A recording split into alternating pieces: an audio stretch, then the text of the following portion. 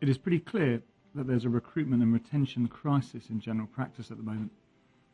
Training posts are going unfilled because not enough young doctors are choosing a career in primary care. Those that are in training and those that are working are increasingly thinking of moving abroad.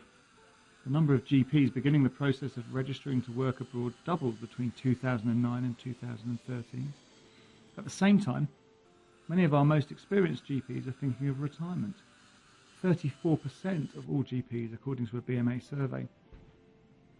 So what are the factors causing these trends? What I've been hearing from friends and colleagues is that the workload of GPs is increasing. I can tell you that myself as well. This means both core work, which many feel has made individual consultations harder and less satisfying, and new tasks and roles, often proposed by commissioning groups and federations. In a recent survey, 74% of GPs felt that their workload was unmanageable. At the same time, we're under significant financial pressure, with increasing costs outweighing any small increases in income over the past few years. Worries about money have not been helped by recent large reductions in trainees' salaries. Add to this a constant negativity in the press, and it's no surprise that we're struggling to recruit young, ambitious doctors to general practice. So what can we do? How can we tackle these very thorny issues? I think the number one thing that general practice needs is a sense of self-mastery. We need to own the problem once again. If we want to improve morale, we need to improve working conditions, make the job more enjoyable. And if we do that, we can also work towards making it financially sustainable. GPs have a long history of innovation and successfully improving their practices. However, like many other parts of the NHS, we don't tend to measure improvement reliably, and good ideas are extremely slow to spread across the sector. The variation in the way services are provided between neighbouring GP surgeries is quite remarkable, and although it may be appropriate, it doesn't help patients engage with our services efficiently.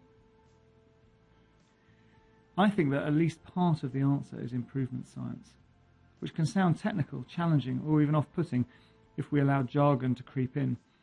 In reality, however, it's just the application of simple tools to help diagnose our problems and generate potential solutions, preferably in conjunction with a wide mix of staff and service users. We can then try these out and test them accurately, support people through the change, and share the learning rapidly. Let me give you a quick example. Imagine a practice where patients complain about having difficulty with access. There are probably one or two out there. It's easy to assume that this would be best tackled by a new appointment system, but I've met many colleagues who have experienced the implementation of a new system, the challenge of that and the pain, and they've just found in the end that demand is just as difficult to manage as before. Sometimes it's even worse.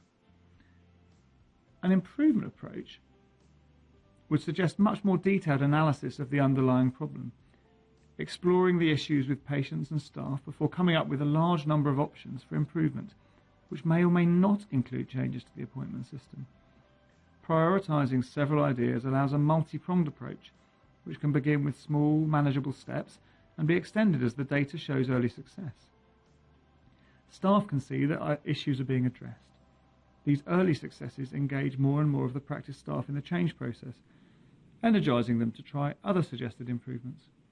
Over time, the skills and confidence of practice staff improve to the point that they reflexively improve what they do on a day-to-day basis and start to share what they've learned with colleagues in the locality. Does that sound appealing?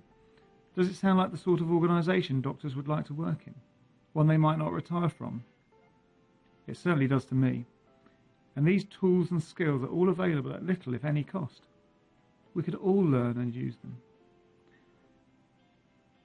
Our team has been working to improve general practice in England for several years. We have a repository of useful information, links, and we'd love to chat. Click on the links below and send us an email or a tweet. Or let's just chat on the phone if you want more information or if you're inspired to get involved. Thanks for listening.